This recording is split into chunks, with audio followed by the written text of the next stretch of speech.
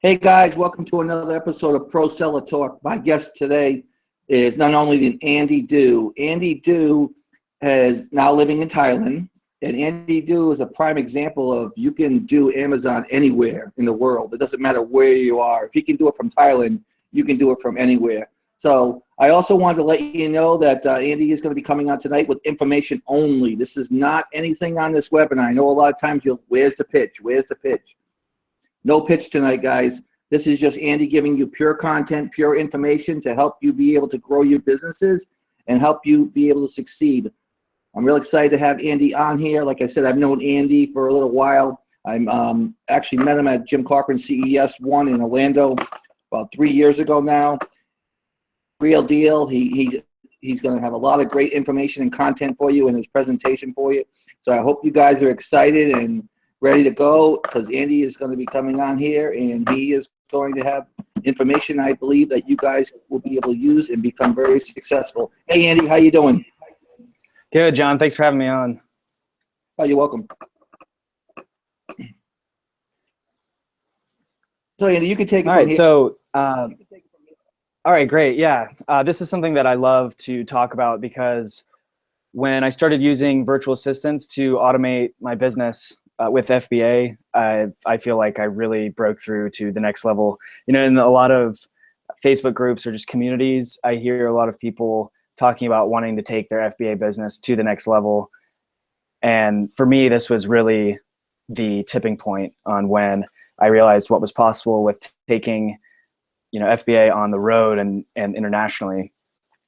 And so just to begin, I'm going to talk about a lot about principles of automation, as well as just practical steps you can take with virtual assistants. You know, what kind of websites can you go to find an independent contractor?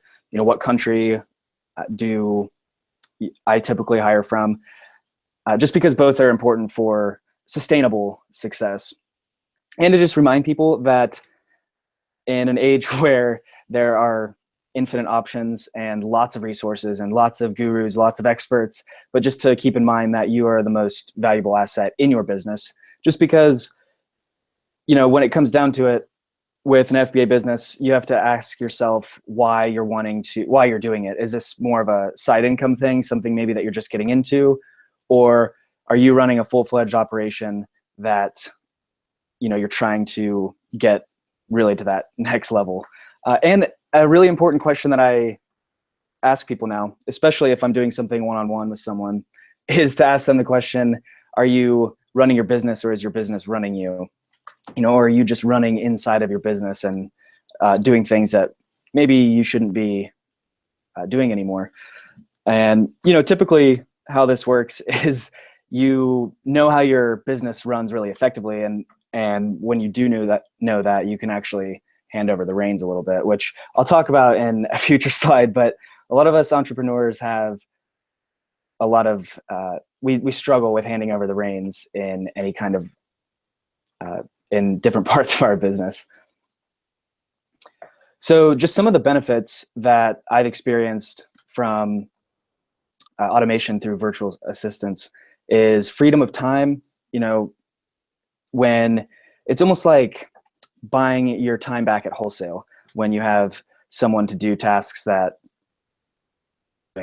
gives you freedom of location. When you have other aspects of and you've got a team, a virtual staff working for you, you can really take this business anywhere. Like I said, I've traveled to something like 17 or 18 different countries in the last few years. I'm based out of Chiang Mai, Thailand now, and running this business remotely.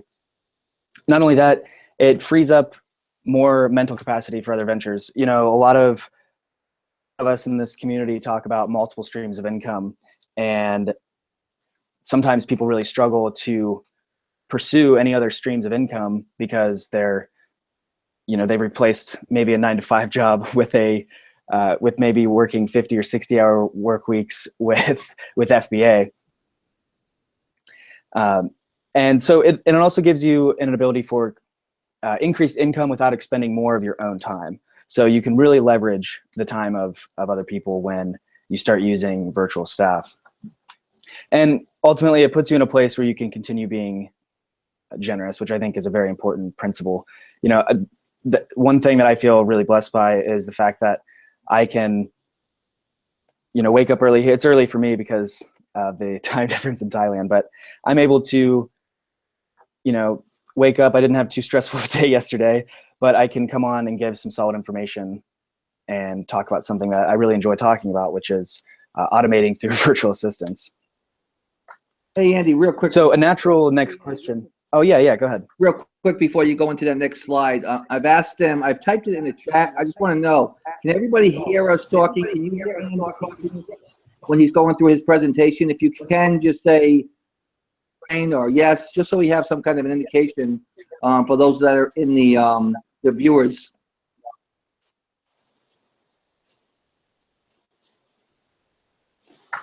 You guys hear Andy okay? Yeah, I just saw I see your message in the chat. Hopefully everyone can hear. Yeah, we're just going to continue. I'm pretty sure they can. I've not had one where they couldn't hear. So we're just going to continue. Normally they say something. Yeah, sounds good. Yeah. So natural next question is asking what is needed when automating. Are we good to go, John?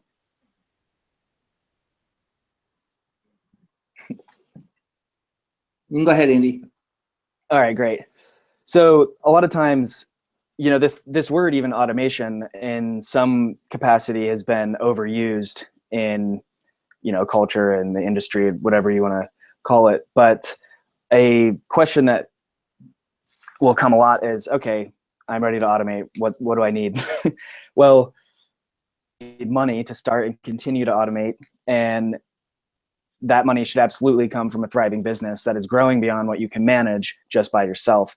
A lot of times people want to jump ahead to the fun part. I want to work remotely. I want to have a business that I can take anywhere.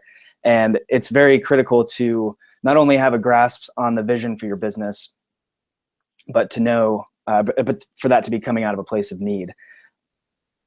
Your business should be outgrowing the time that you alone can devote to it. So I think that's a very important kind of foundational thing to lay down there.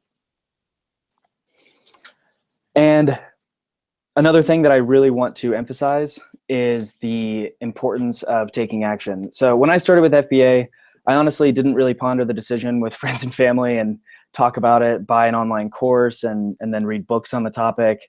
I went out and just started sourcing tons of inventory. I put it on my credit card, which I'm not saying I recommend anybody go into debt to start a business, but just to be honest, I went out a ton of stuff and just kind of figured it out as I went. And I will say, as somebody who has informational products, I love informational products. It is education. I think it's great to invest in education to enhance your business or any stream of income that you're building. But at the end of the day, I had an obsessive desire to succeed with FBA. And that word obsessive gets a bad rap, but in my opinion, it's one of the most important things you can leverage. Is if you're obsessed about the right thing and it's coming from the right place, the sky's the limit, and you can really go after it. And so I always caution people, and I've even told people before they bought something from me, hey, if you bucks to start off with, don't spend 100 of that buying something from me. Use free information to get the basics, and use that 200 to start purchasing inventory. And when you start having a little bit more capital to invest, maybe invest 20% of that towards information. So something that I think a lot of us entrepreneurs fall into is something called superhero syndrome. And the symptoms are as follows. You see opportunities that others don't. You may have a 10 to 15 hour workday and not think it's unusual. You don't really know the meaning of getting recharged. And if you don't know how to do something, you just teach yourself. And this is a huge one, especially when you're kind of bootstrapping with your business. It's okay, I don't really know how to for my FBA store, so I'm going to go online, go on YouTube and watch tutorials until 3 in the morning. And before you know it, you've spent 8 hours learning how to create a basic logo for your Amazon store, when all along really you could have gone to somewhere like Fiverr.com and somebody to do it for you. And this is something that I really like to do, and I recommend people do, is you calculate out how much your time is worth, because this really it puts it in perspective when you go back to the superhero syndrome of, if you don't know something, you teach yourself. Well, sometimes that can be a really great attribute. There's plenty of things that I did starting off in my business that only I could have done because I taught myself. But it really puts it into perspective when you start to actually calculate out how much you earn per hour. And this also helps in terms of, a virtual assistants cost money. You're going to be paying somebody, weekly or biweekly, and labor costs money. And sometimes people worry about that cutting into, their annual income.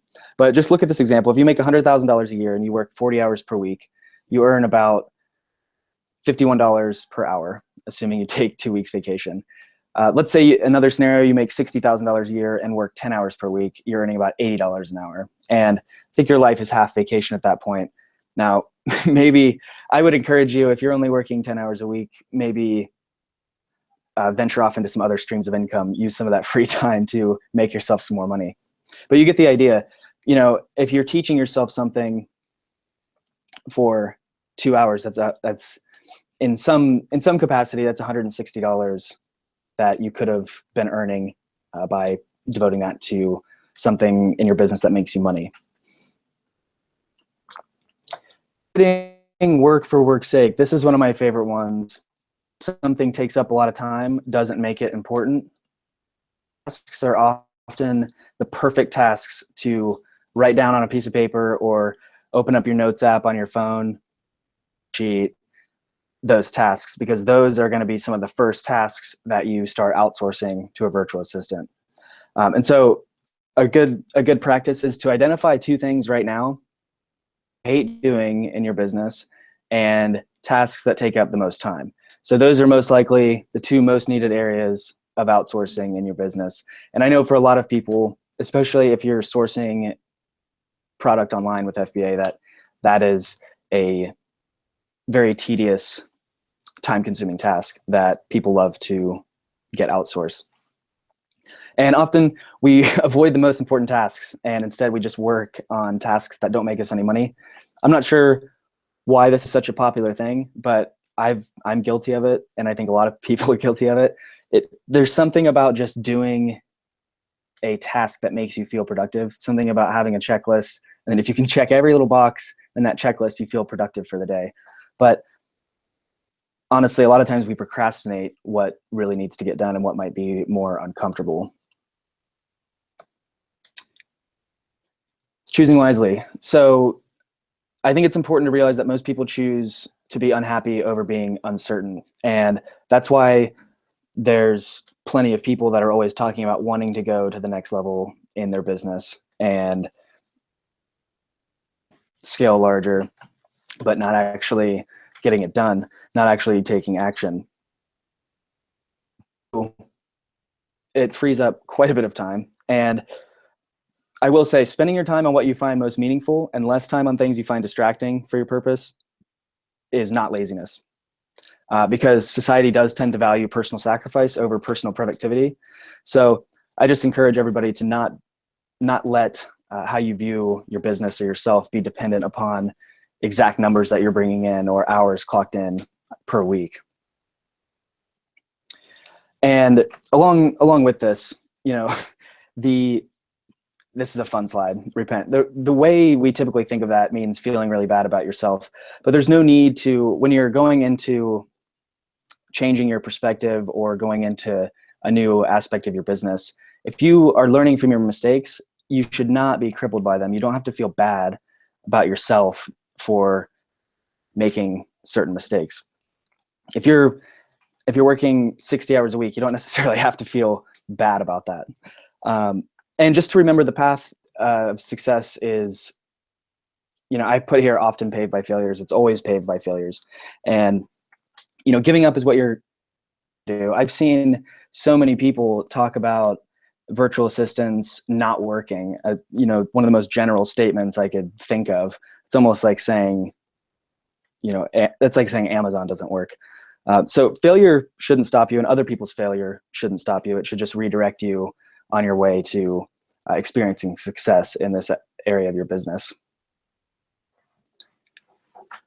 All right, so this is what I was talking about before. So getting ready to automate. You have to get ready, or you have to be ready, at least in some capacity, to hand over the reins a little bit. And to know that multiple people can do a single task more effectively than you can do 8 tasks at one time. We are just, as humans, we were not created to multitask. That's proven by science and a lot of personal experience. So, have a vision for and stay the course. Here's a little bit of an outdated link.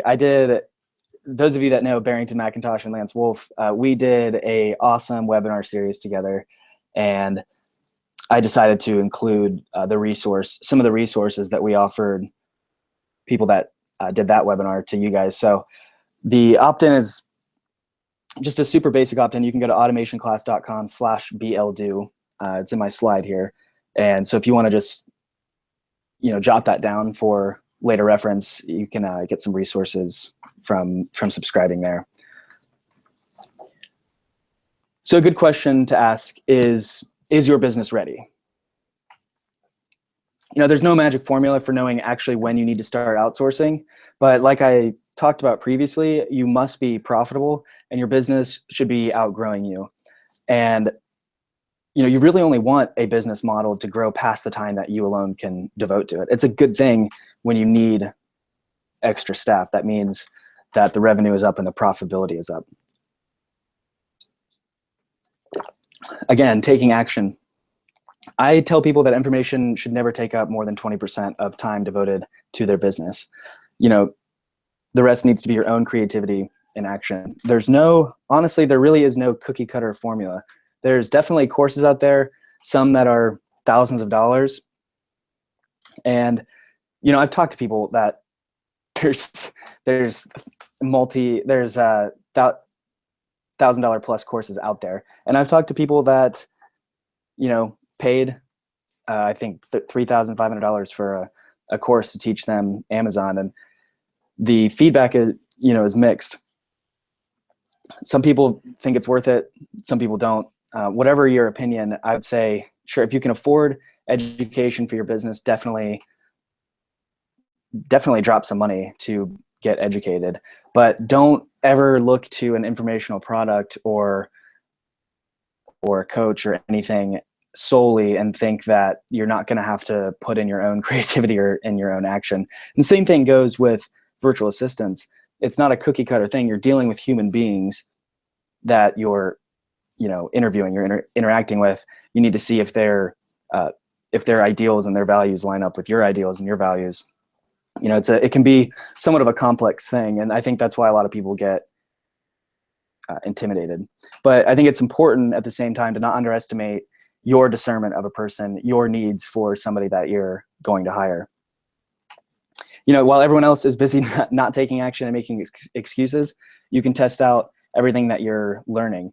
And, whatever you are getting from information, you can take action on that and try out your new ideas. And I'll say this as well, taking action on, anything that you get from this webinar today, if you can just take action on it, and even if you fail, it's more valuable than doing nothing, than absorbing everything and just doing nothing.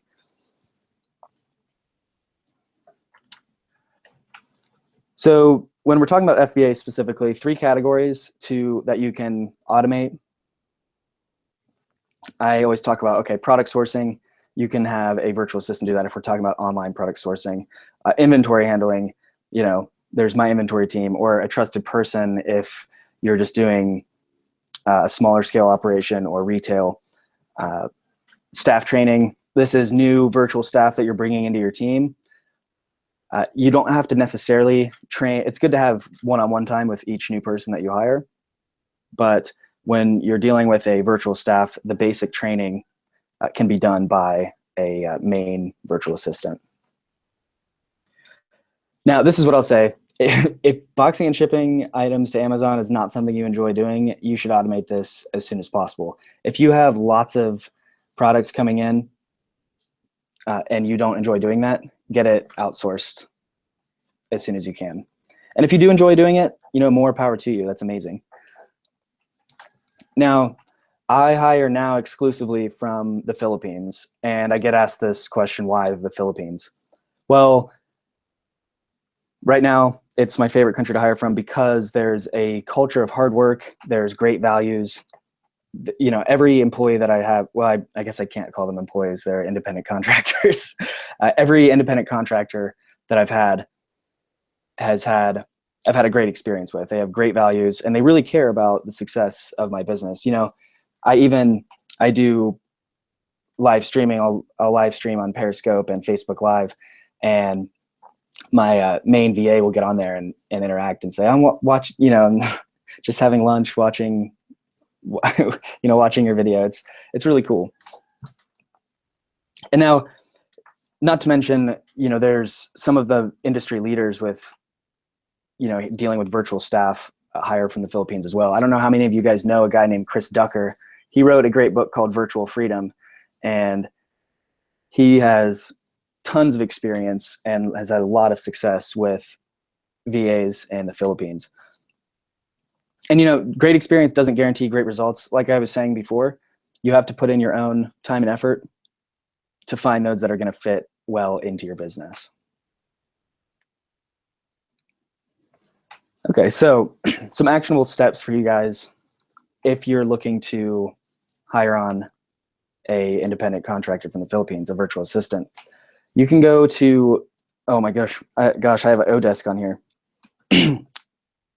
Sorry guys, it is Upwork now. You can sign up for online jobs or Upwork if you're not looking to pay for something monthly right now. You can create a job posting, set up interviews, and get somebody on your team. So a natural next question is, okay, I have a few tasks for this virtual assistant. Maybe I've made a list of the things that I shouldn't be doing or the things that I hate doing, and I'm ready for them to take something over for me. Well, you have to keep in mind that you're hiring for a role and not just an individual task. You'll run into a lot of trouble if you hire somebody purely based off of short-term tasks that you have, because I've seen this happen a lot, and this happened to me in the beginning. When I first hired people, back then it was called Odesk, and I hired on, I think, 6 or 7 people. I went a little bit overboard. I got so excited of the prospect that I could pay someone so little in USD and get so much labor for. And as a side note, guys, I'll say this. I know inevitably in every time I talk about this subject, there's at least a few people that get really uncomfortable and think that if you pay somebody $2.80 an hour or $3.50 an hour, that is somehow immoral or not, especially when they're giving exceptional work. But I'll remind you that living in the Philippines is actually similar to living in certain places in Thailand. And I can tell you, I live in Thailand. I can tell you, you can live very well off if you were to make $3 or even $2.50 USD per hour and spend the local currency, which here it's Thai baht. In the Philippines, I believe it's pesos. I honestly can't remember because I always pay in USD as well. So just to let you guys know, when you're paying, now wages have gone up since I first started doing this. When I first hired somebody a few years ago, it was $1.20 was pretty standard. Now, and if this is hourly we're talking about, now usually I'm starting people off closer to the $2.50 mark. So the role may start with a single task or a couple tasks, but that's okay. We are keeping the future in mind. Think about the role that they're going to have in your business and what they're going to be doing for you.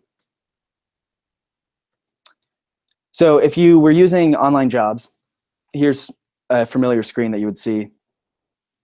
I always recommend people do full-time. Virtual assistants love looking for full-time work. They will do part-time, but honestly, if somebody is doing part-time work for you, they're probably doing part-time work for 2 or 3 or 4 other people at the same time. And so you're not going to necessarily have their full attention. So you might even need to pay a bit more if you're starting off hourly. Now, skills required, this is going to be dependent on what kind of role the VA is going to have in your business. You can see in the sample here, I have these items checked out, and I'll go ahead and get these slides to John so you guys can download and have these slides as well. Admin support. This is great outside of FBA if you can afford to free up extra time in your business, whether you need customer support or somebody to help you just research something else that you're doing. Maybe you're researching a private label product and you just don't have time to comb through the immense amount of data that's out there and that's required for due diligence when looking into a private label product. So what kind of job description are you going to get, or are you going to give rather? If you're looking for somebody to take over and have a sourcing role in your business, you can say something like you will be comparing items from major US retailers or wholesalers to Amazon.com. Now, here's a quick disclaimer for you guys. If you're using Upwork, do not put Amazon.com. Don't put actual URLs in the job description, because sometimes when this happens, I'm not sure why, but they will take down your job description.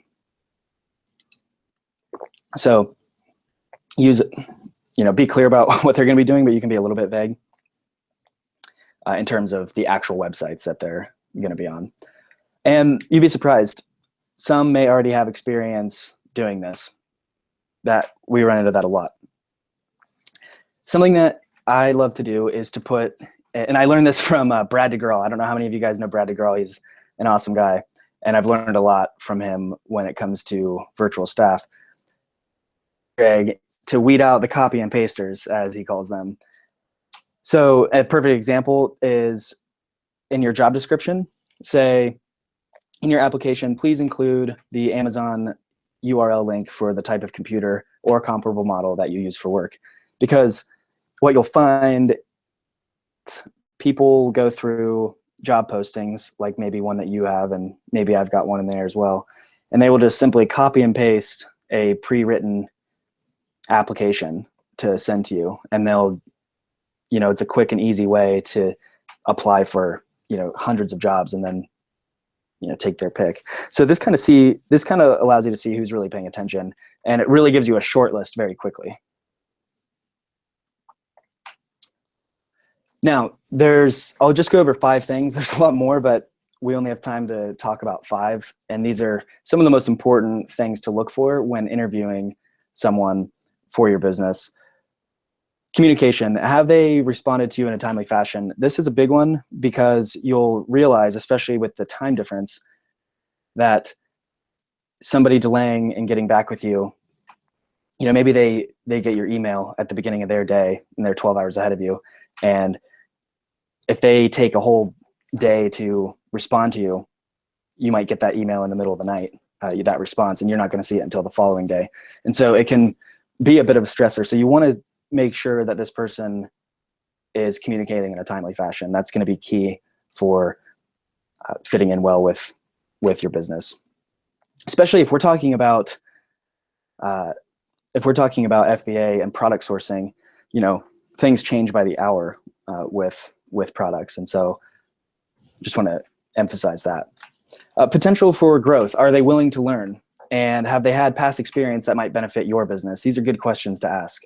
Ask questions that indicate, okay, is this person willing to grow as my business scales? And ask about their personal life. This is more so for them. VAs are hardworking people, and I emphasize the fact that they are people because, unfortunately, sometimes when someone hires a team or a person on, I don't know what it is, maybe it goes to their head that they're kind of the boss maybe for the first time, but to take a humble approach and ask about their personal life. Take an interest in their life outside of what they're doing for you. You'd be surprised how much you can learn about a person by asking questions like that. Another important one, why did they leave their last job? Were they dissatisfied? If so, why? What makes them want to work for someone? What do they look for in someone looking to hire them? And last, values. How do they view life? Is it similar to yours? This doesn't have to be a sticking point, and it doesn't have to match up exactly, of course, but it may be a very important area as your business grows. And I know there's a lot of us who have pretty strong principles that we live by and run our businesses by. And so it's not a bad idea to see if the person that you're hiring is, kind of on board with your vision and how you run things. One of the easiest ways to start off a VA is with online product sourcing. Even the low-hanging fruit retail stuff. You should already have at least 2 tasks lined up for your VA. And again, the easiest way to do that, think about the tasks that you've been putting off, think about tasks that you hate doing. Pretty easy to come up with tasks. There's always more to do, isn't there? So I have a training video as well. So this one, most VAs from the Philippines starting off. Now you guys should feel special. I normally only reserve this video for paid customers, so don't share this video with anybody. But if you sign up for that email at the automationclass.com/bldo, you should receive a link to a training video, which I had my VA make, which is in his native language, and he really just shows a basic approach to finding online arbitrage, essentially. So very valuable training resource to get your training jump started. Now, in terms of paying, I recommend paying weekly. There's lots of different payment options. The main 2 that I deal with are payments.ph, because that's still done through onlinejobs.ph. And you'll see down here at the bottom, most of my contractors get paid $50 to $150 a week. This has gone up with certain contractors. You can start with that as a base pay, but I really encourage all of you to consider the work that you're getting. And if you are getting work that's worth it, make sure you pay what they're worth and secure the VAs that are giving you solid work, that are trustworthy, that have basically passed all that criteria. Now, PayPal, I actually have not had any issues. I know a lot of people are weary of using PayPal, especially every week, and they don't like the fees that are associated with it, but I've had a great experience with it. And my VA actually took a road trip all the way, and I tried to pay him for it. I gave him the equivalent of 1 day's pay, but he trekked all the way, I think it was like a 9-hour road trip to a main city so he could get approved for a proper checking account to open up a PayPal account. That's how, when I'm talking about a VA being devoted to your business or your vision, talk about somebody being sold on what I'm doing, where I'm going. He without me asking, road trip to go open a bank account so I could pay using PayPal, which was more convenient for me because I use PayPal a lot. So talk about loyalty and a willingness to, go the extra mile. That's amazing. All right. So a natural next question is, and I kind of, I hate this question, but I also understand why it's the question that everyone has. How many product finds should I expect if they're doing my online sourcing? What kind of work should I expect? Well, avoid any kind of quota that's based on someone else's experiences, certainly, but unless they're doing the exact same task.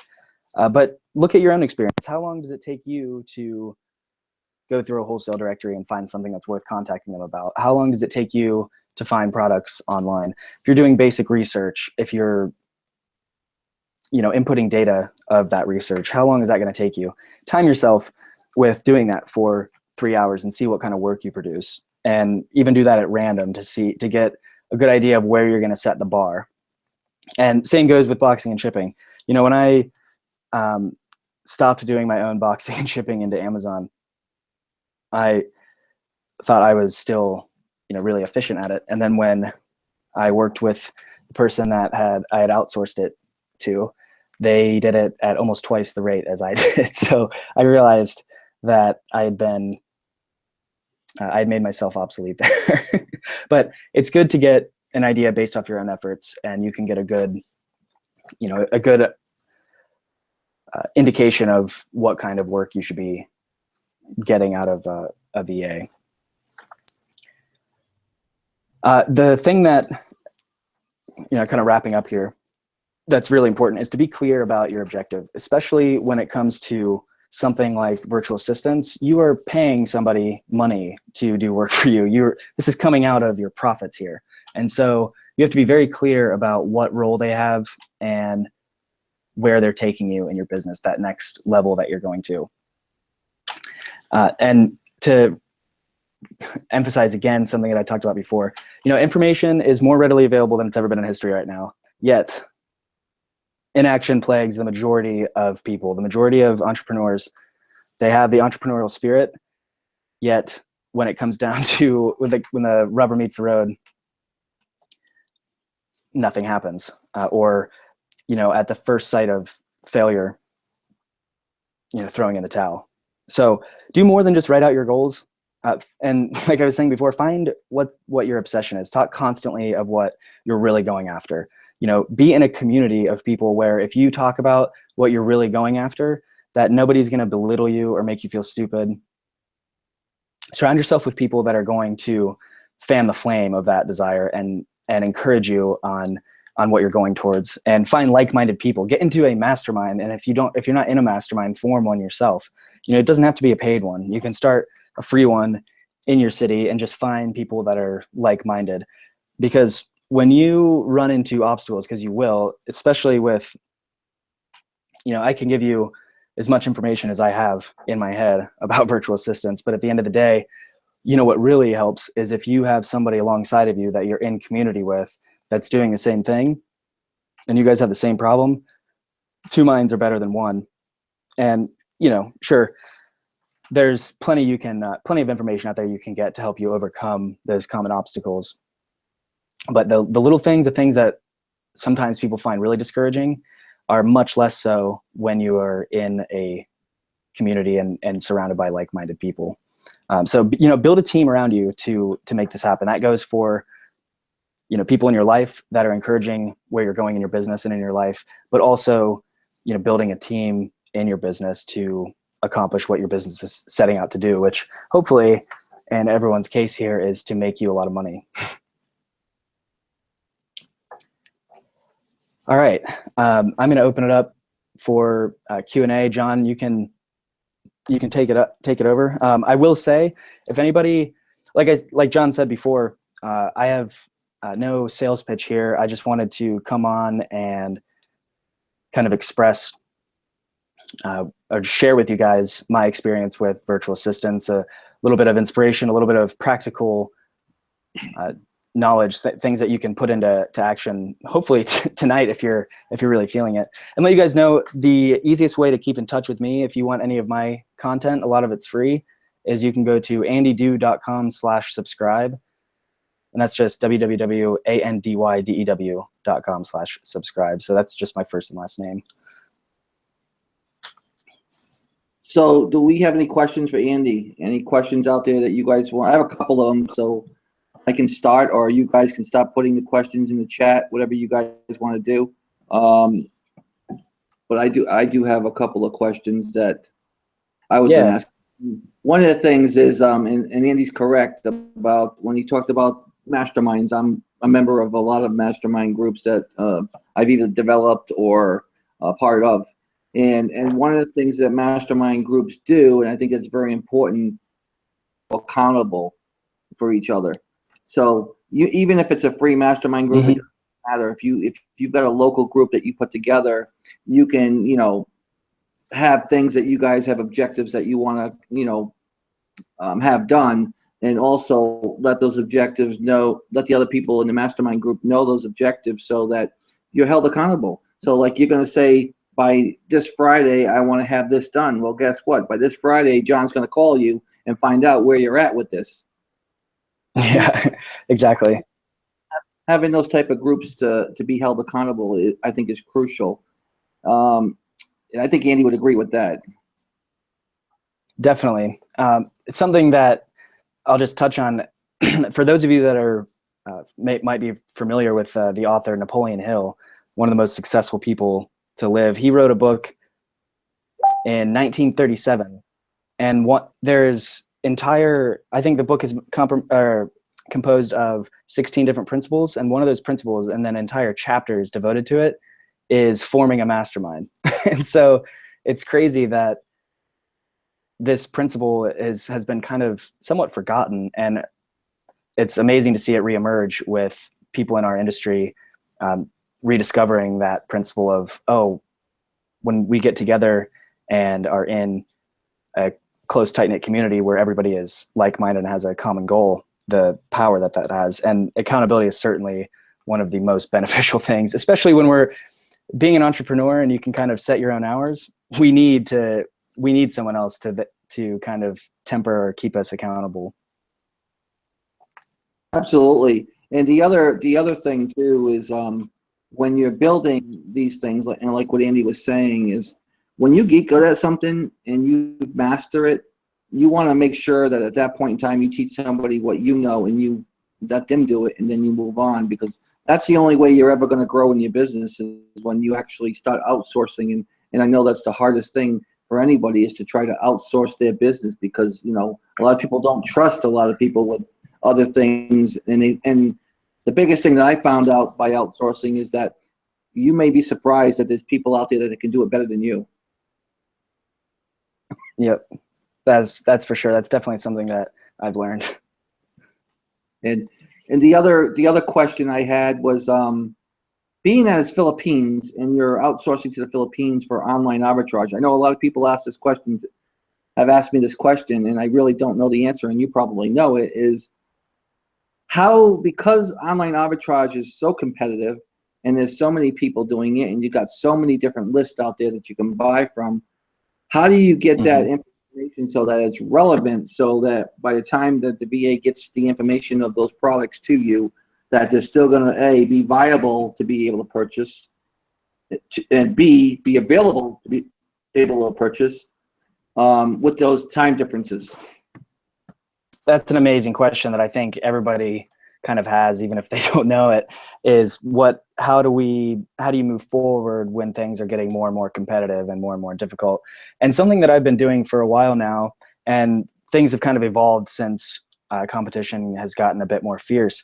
You know, a great example, I first started having my VA compile these lists and color code them to different types of products. So if something, if I determined based on sales rank and number of FBA sellers, if something was at higher risk to change price by the time the inventory got or would arrive to my place or arrive to Amazon, I would have it marked as a certain color, and I would be able to see, okay, very quickly, what products am I looking at that are more susceptible to a race to the bottom, or what products can I look at that currently have no FBA sellers, and why is that? And another thing that I would have people do is a lot of you guys know the little trick to see kind of an estimated amount of what a certain seller has in stock. Adding however many to the cart on the Amazon product page, and it'll say, sorry, the seller only has X amount available. Well, on certain products that I replenish, what I'll do is I'll have a VA log what it shows different competitors as having in stock, the quantity. And so I can look at quantity over time, and I can see what sellers are re-upping and replenishing and what sellers are not. And if there's a lot of people replenishing, I know that that's a product that I'm more likely to stay away from. And then, of course, there's resources that are a must, like camel.com, and looking at the historical sales rank and price history of that item, and seeing if Amazon itself has ever carried it. That's a really common struggle that I always try to warn new sellers of, is stay away from products that Amazon, typically, you don't always have to, but typically stay away from products that Amazon itself are carrying. And so there's lots of different ways to combat that. But really, with every restriction Amazon implements, with every fee increase, and with every new seller that comes on the marketplace, it's just that much more important to continue to be creative and innovate in your own business and in your own way.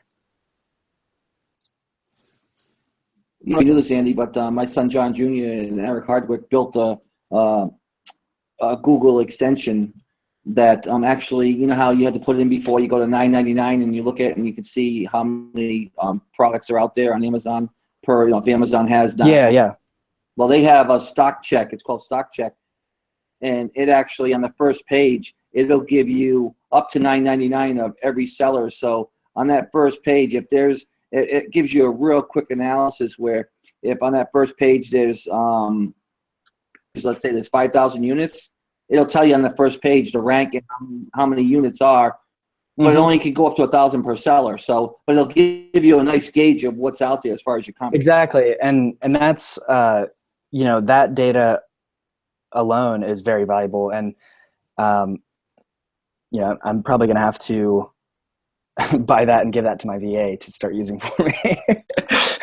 So that's a very valuable resource and number to have, even if it only goes up to, they limit you to $9.99, but right. Still valuable information nonetheless. And I like the value of seeing that over time, because although it's not 100%, you're not doing this with 100% accuracy. Nothing we're doing with FBA is with 100% accuracy, but there's a lot of probability.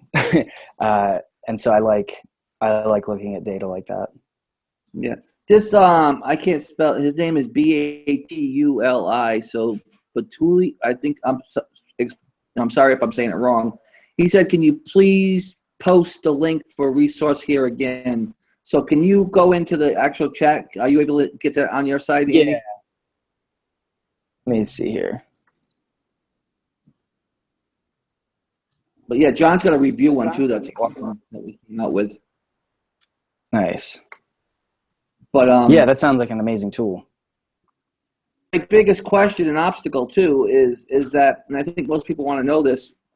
I mean, because there are so many lists out there. Like when you're using a VA in the Philippines and they're telling you Toys R Us and this one, there's 18 products. By the time you get that list, first of all, are the products still available for you to even be able to get because of the time delays? How do you determine, being that you're in Thailand and you're using a Philippines VA, how do you determine that list that's coming to you is still going to be a viable thing that you can buy off of based on the time difference? Well, I'll say this. I have nothing against these lists because I myself have facilitated and curated lists, and I think they can be very valuable. I kind of view lists like that as icing on the cake, something that should never become foundational to your product sourcing kind of pipeline. I don't think that, just because naturally and it depends on how many people are seeing the same list, but naturally there's going to be some saturation, and those products become very volatile in terms of a race to the bottom or just really slim profit margins. So with items like that, a lot of times what I'll do is if I feel like they're going to get saturated, I'll put them in a spreadsheet to look at them in the long term, and I'll have a VA go back through maybe after 2 weeks or maybe after 4 weeks and look at those same products and see which ones have become less profitable and which ones have become potentially more profitable. And usually out of a sizable list, you'll get a few products that have not trended downward in profit margins and are still viable to purchase from. And so I kind of play a long-term game with those types of lists as opposed to buying up things immediately, because the data that you're getting, even when you first look at it, even if it's really fresh right off of whoever compiled that list, it's really fresh.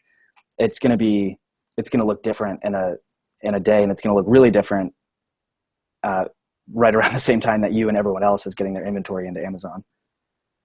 Oh yeah, because it changes. I guess my question was not just on that part. My question was when you're using the Philippines, the time difference, so that let's say it's 8 hours difference before that list gets back to you because of the time difference. But by the time you get the list, there's an item in Toys R Us, but now you go look it up, it's no longer available. Do you run into? Well, that typically helps if you have the list compiled and double checked at nighttime for them, if they're okay with working a little bit later, at least compiling the list later, because if they're sending it to you at 8 p.m. their time, which isn't unreasonable, when you get it, that might be 6, 7, or even 9 in the morning when you're starting your day. So yeah, that was a big growing pain, is getting these products that have changed significantly after 8 or 9 hours.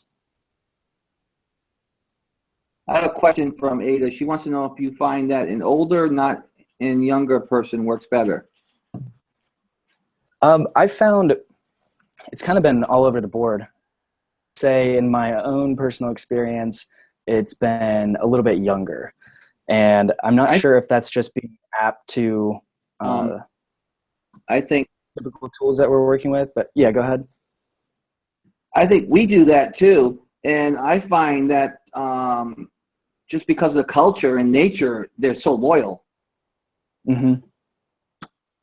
Yeah, definitely. And it didn't seem unreasonable. Like when I was asking, my VA to send things a little bit later at night, which he still, excuse me. It didn't make me feel unreasonable for asking something like that. But yeah, I would say it's been a little bit younger that's worked out better. And I think, Ada, too, to answer your question a different way, as far as that, I think in the Philippines, they get hit with a lot of storms down there. Numerous times when, a hurricane was coming through there, and they were more concerned that their internet was up to keep us up and running what we needed them to do. It was unbelievable that the storm's going through, and they're like, okay, they're not even concerned about what's happening around them. They're concerned about how do they make sure they get their signal and they're able to, continue to work. Right. There is a perfect example of that was there. I had read a report that in that area there was severe like storms and broke out nearby. So the electricity went out at his place.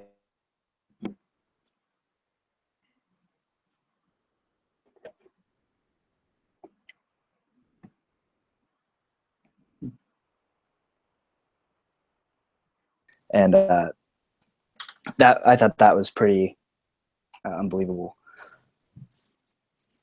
Very, very loyal. Because I told him, I was like, you need to make sure you're taking care of yourself, because this role is not worth,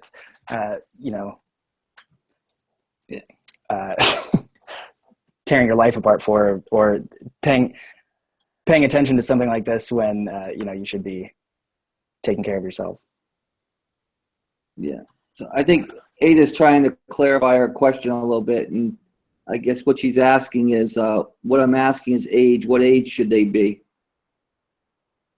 Really, there's not a set age that you should be looking for. What you should be unless something is indicating their age in terms of, okay, are they, uh, if something makes you question how old they are, maybe you can look into it. But as a general rule of thumb, age doesn't really matter. You should be looking more at what kind of work you're getting. And you can Skype interview them and get a good feel for if you have rapport with that person. And if you do, their age really won't be an issue. So I guess, Andy, too, I have a question. They've been selling on Amazon for a while now, and they've hit that wall. You know, when we all hit that wall where, like, don't seem like we can go any further. We can't do anything else. We're at that wall. What is your advice to get them over that wall and say, hey, listen, now is the time for you to outsource, and this is what you should be outsourcing? Yeah, can you say that first part again? You cut out. They've been selling on Amazon for a while. They're doing really well. They're only a husband-wife team. They can only go so far, and they've hit that wall, and now they need to outsource. That you would tell them at that point when they hit that wall, this is what you should outsource. Yeah, I think product sourcing is a huge thing to outsource, especially when you're looking at expanding beyond what your main current product sourcing is. So if you're currently doing mostly online arbitrage and you're starting to get into wholesale, as you're having your product sourcing taken care of for you, that's going to free up your time. Not only are you going to get more products to buy that will make you more money, it'll free up your time to look into other streams of income inside of your Amazon business. And so I think it's beneficial for everyone to be looking into things like private label, things like wholesale. And one of the only ways to do that realistically while scaling larger is to have a steady stream of products still coming in. It's pretty easy actually to stretch yourself really thin and to keep things how they're going, but then try to, dig another income stream while you're going full force ahead with no one helping you really. And you find that's why a lot of times this business works well with married couples. They can, be there for support with each other, and they can share the workload, or people going in and kind of partnering up and going at the business from that approach of partnering up. And again, to reemphasize what we were talking about before, that's one of the reasons a mastermind is so freaking helpful, is because you can get knowledge from people that have so much more experience than what you have and can impart to you. And so I think that is kind of the next step of taking it to the next level is you need to keep some of your time. You need to have some of your own time freed up as you're scaling larger, so you don't stretch yourself too thin. Exactly. Ada said you are coming in broken up. I guess you did break up a little bit. So she said she wants you to repeat plus feed. Can you repeat what you said? I'm not sure what part she wants you to repeat. So I don't know if she was talking about me or if she was talking about you as far as my question or as far as how you were answering it. Ada, just to kind of recap what I was just saying is it's very important to not stretch yourself too thin and to actually have time to devote to other sources of income in your FBA business. And so if you're looking to expand into wholesale, or if you're looking to get in on private label, and I'll say this about private label, so much research is needed when doing that.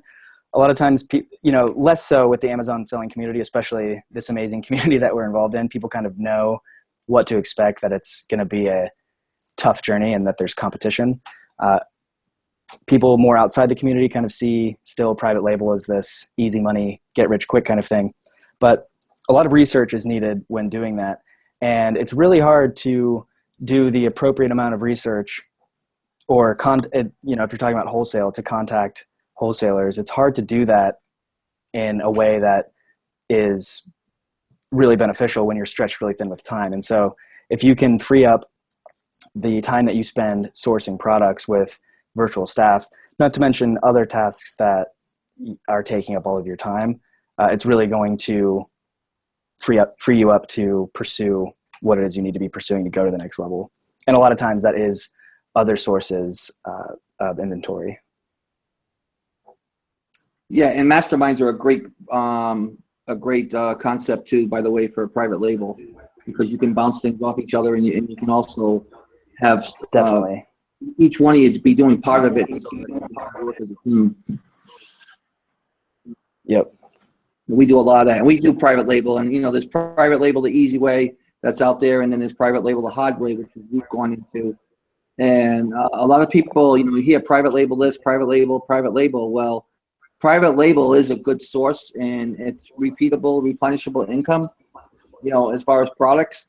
But there's a lot of work, and there's a lot of research that goes into it, as far as finding the products that are going to be out there, that are going to be viable, and that the customer or consumer actually wants. I think a lot of people think, like you said, private label is easy. It's not easy. I mean, private label the easy way is a little bit easier, but private label, doing it the right way, doing it where you're branding yourself and stuff like that, is not easy. It takes months and even years to master that. Yeah, I fully agree. All right, guys, any more questions before I let Andy go? It's like 8 something in the morning in Thailand, and then 8:02 a.m. here. Yeah, he's waking up. you guys got me awake. Go to bed. I don't see anything coming in, Andy, but this will be on YouTube also, and I'm sure, and I have it set up so that even after this, if they have any questions, I will forward them to you as far as what we have. Okay, great. But I do appreciate you. It's been a while since I talked to you. It's always good talking to you. I'm amazed at always a pleasure, John. I appreciate it. I know there's things that we didn't get into here, and if you want to find out more about Andy, again, it's www.andydo.com/subscribe.